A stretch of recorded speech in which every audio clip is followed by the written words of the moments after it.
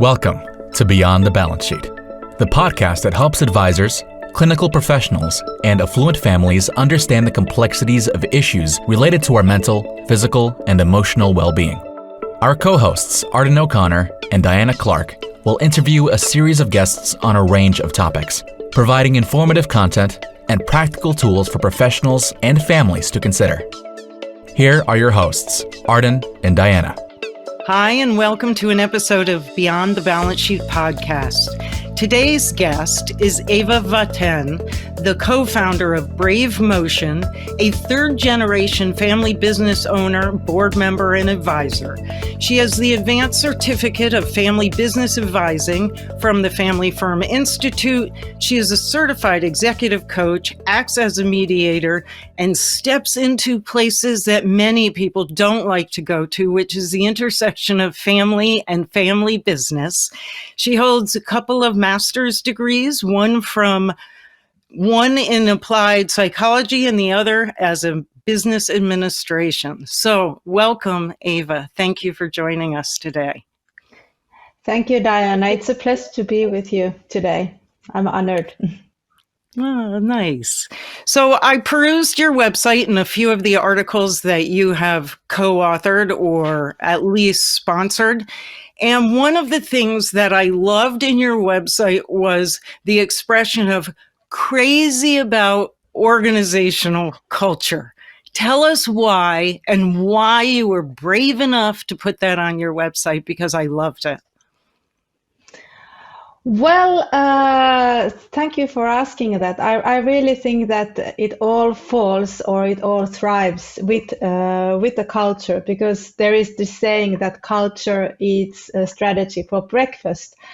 And that's why me and my co-partner Tuija, who founded the company with me in 2018, we thought that whatever we can do to make the culture thrive will, at the end of the day, also boost the performance of the company.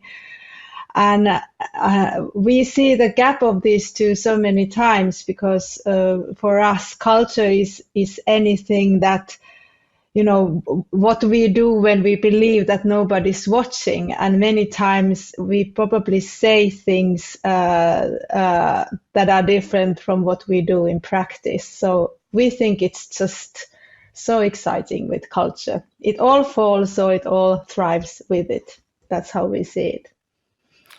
So can you give me an example as a neophyte in looking at organizational culture? I looked at family systems, I've looked at other kinds of systems, but when we're talking about a family business culture, what would you have said would have looked like a healthy family business culture, and what would have needed some help?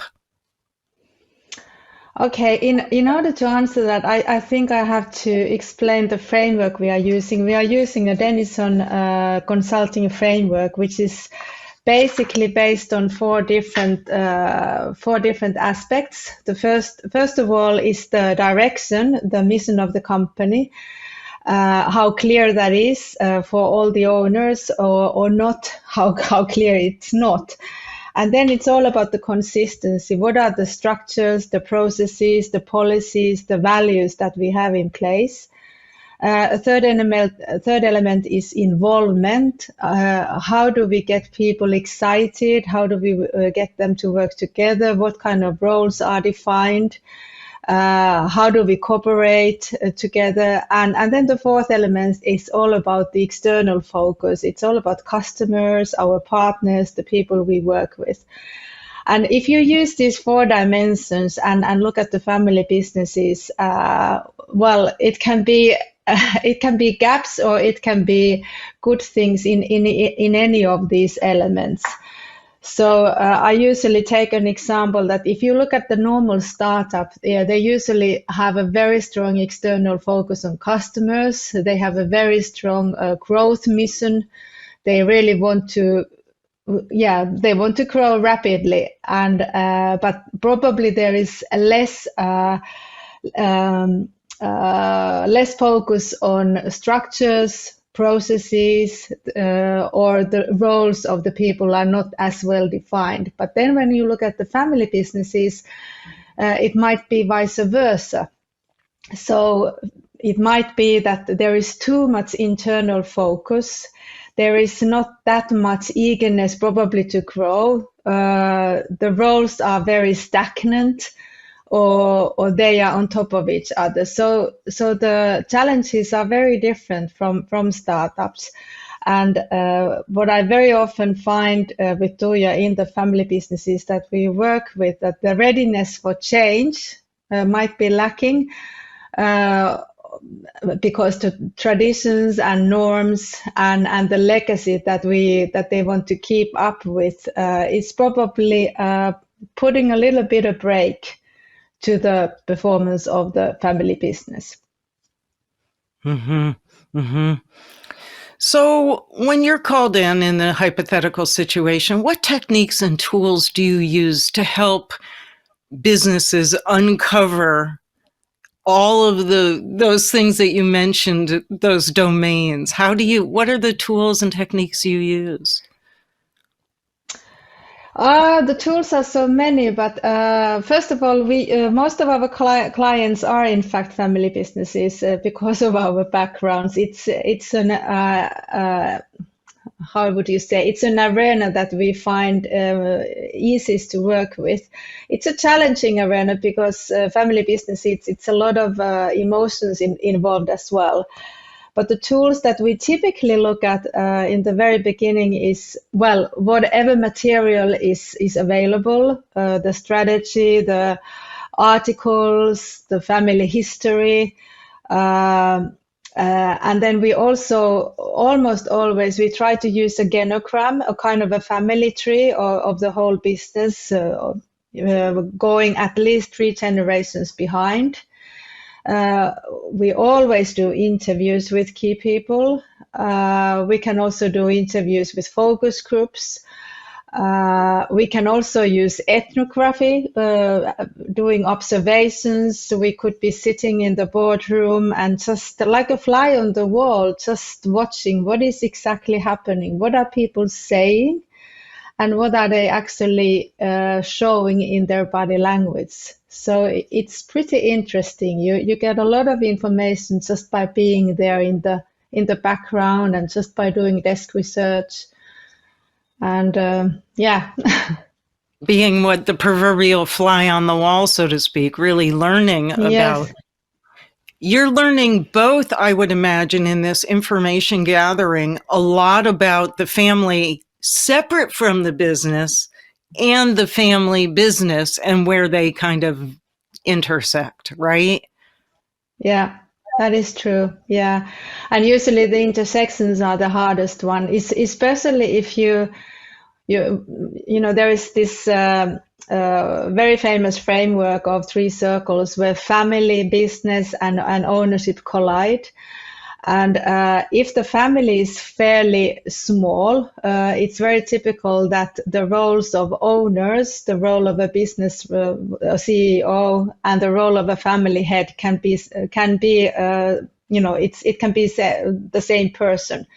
So we usually say that it's kind of 3 hats on top of each other. And that can make it quite challenging for the governance of the whole family business.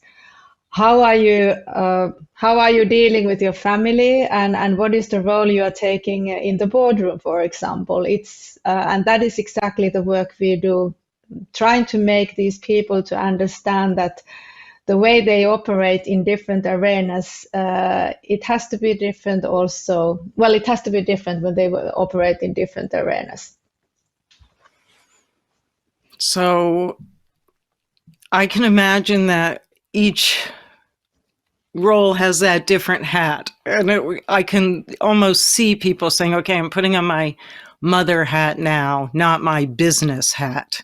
And my mother hat has to say blank, whereas my business hat would say blank. I can see that happening and being difficult to navigate. Exactly so. And I suppose that is exactly that provides most of the conflicts as well, if there are conflicts to cover, because there is another framework that is often referred to. It's all about how to deal with love, how to deal with money, and how to deal with power. All the children, they want to be loved by their parents, and especially in family businesses, there can be a tension who should be taking the business forward. So who gets the power? How is the power going to be divided among the siblings?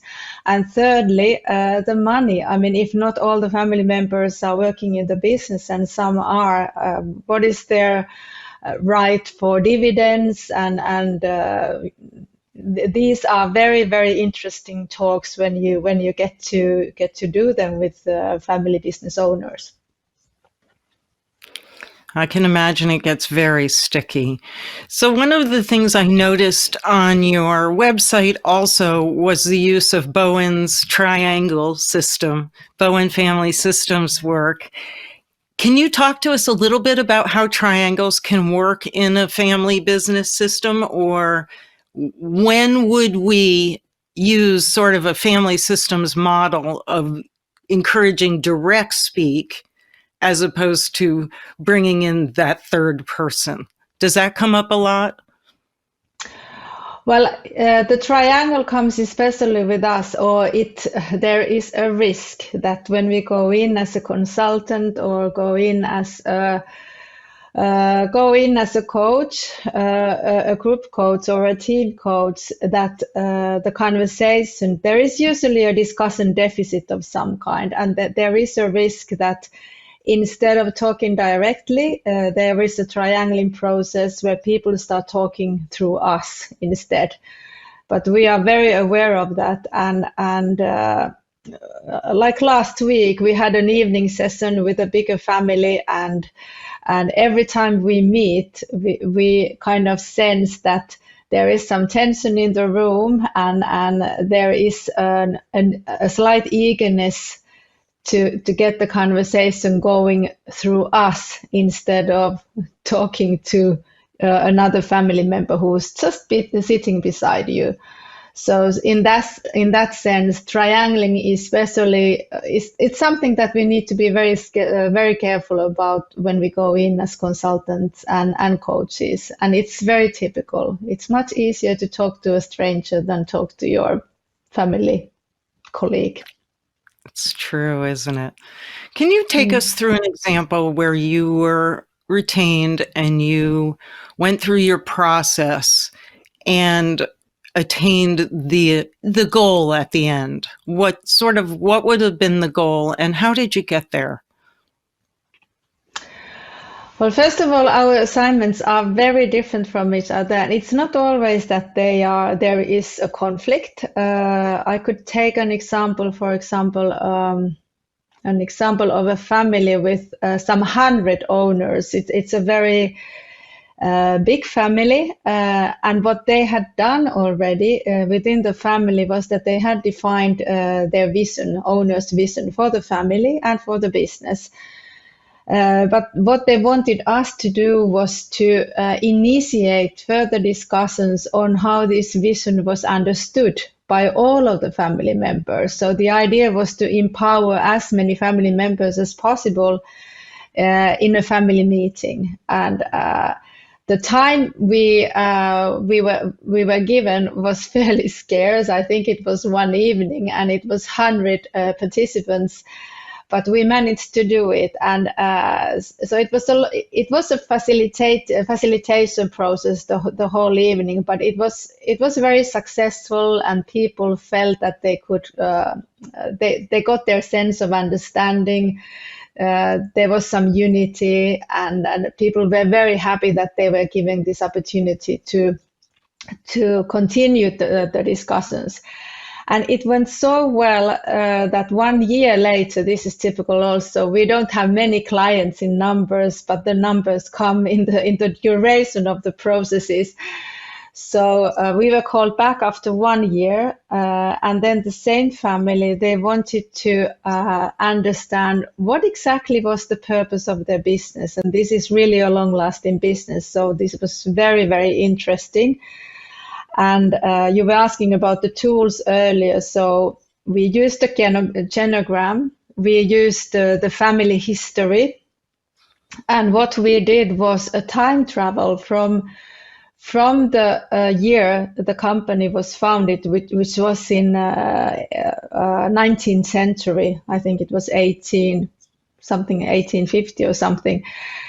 We did a time travel from that foundation date to this date, and also try to realize that what is the legacy that today's generation wants to bring forward. So we kind of found the why for the family business.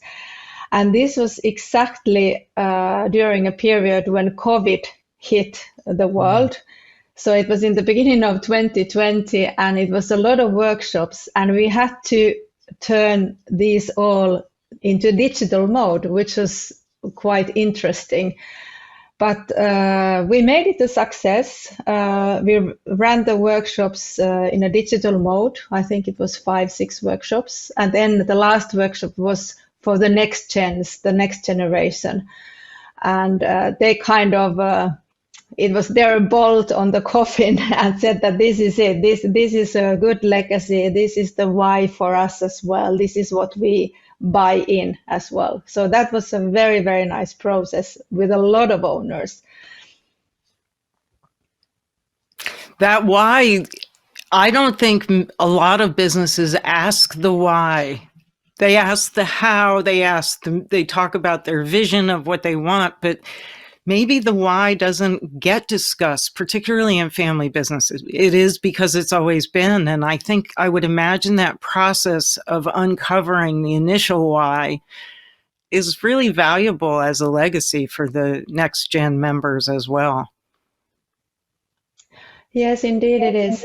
Actually, I think why is fairly important to family businesses. There is a typical question that we always have in the interviews. It's all about what makes you own this together, and it's actually the same way. Why do you own this together? So when you turn the why into what makes, you probably get more concrete answers, because then people start thinking, well, the family is united. I can see relatives from far back, or people that I wouldn't probably meet in another setting. So yes, the why is very important, and I think that goes down to the legacy that the family business wants to give, or the legacy that provides the continuity to the business. Sorry, my English pronunciation is not always correct, but it's all good for me. Mine isn't either, and I grew up here. So I don't believe.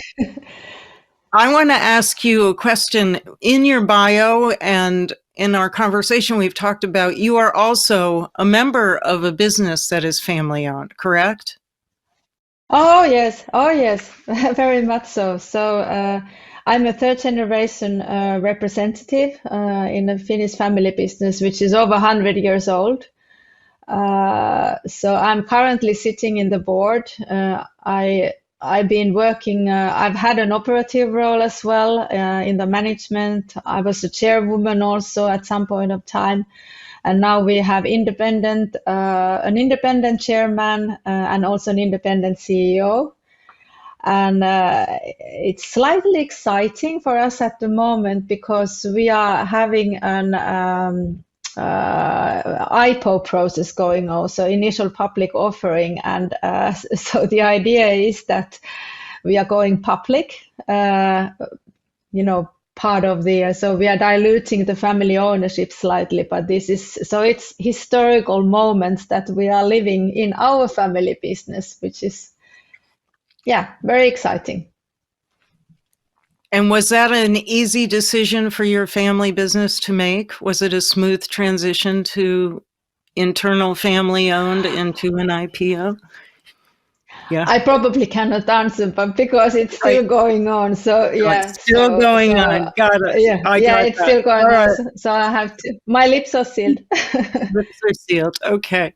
Yeah. So, what didn't I ask you that you would like our audience to know today about working with people who are members of a family who have a family business? What would be that piece of advice you would like to offer? Well, I'd like to share the findings that I actually gathered in my last dissertation in psychology, because like Leo Tolstoy is describing in the book Anna Karenina, it's happy families are all alike, and every unhappy family is unhappy in its own way. And family business, it's all about continuity, and usually the challenges come in times where, in periods when this continuity is challenged, and this is very often the succession processes. And what is really valuable for the continuity of the business are the values. So when the owner values are understood the same way, when there has been enough discussion, enough challenging, and enough discussion and enough processing of all these values, that is a good sign. It was something that I proved in my work, that the better these values are understood, the better kind of building blocks you have for the continuity of the business, and also for the legacy that you want to bring forward. So working on your values is really something that I would strongly recommend every family business to do. And another thing is that those businesses that are really long lasting, what I found was that there are some very strong one-to-one relationships kind of gluing the whole thing together. And especially if you have a relationship between the previous generation and the next generation, that is a healthy relationship. That is really a good clue for the continuity of the business. If you don't have that, if the attachment is not healthy, it doesn't really matter, because you can always, if you are aware of that, you can get a coach, you can get a mentor, you can get another relative, as long as you realize that you need to build on a relationship with somebody who really supports you, who believes in you, who is there even in the worst of moments. So the values, and on individual arena, I would strongly recommend to have a look that you have a person, you have somebody nearby that you can call at 3 a.m. in the morning when everything feels a little bit different than in the daylight. That's lovely. That's lovely. And I know at 3 a.m. it's dark here, and it's at 3 a.m. there. It's been dark for a long time. Is it getting light? I hope so, but this is the darkest moment of the year here in Finland. So. Right. I thank you. Well, thank you all for joining us today with Eva Wathén. And we had a great conversation about family-owned businesses and the organization, and really looking, from what I gathered from this, was looking at the values, looking at the vision, going back, and not just always keeping forward momentum, to pause and really integrate what's been. Is that right? Yes, sounds good. You summarized very, very well. Thank you, Diana. Thank you. For our listeners, if you've enjoyed this episode, we would appreciate it if you would like us on your platform of choice. Thank you for listening to Beyond the Balance Sheet, a podcast designed to help advisors, clinical professionals, and affluent families solve some of their biggest medical, psychiatric, and emotional challenges. Visit beyondthebalancesheet.com to read more about our guests and resources, and sign up for our newsletter.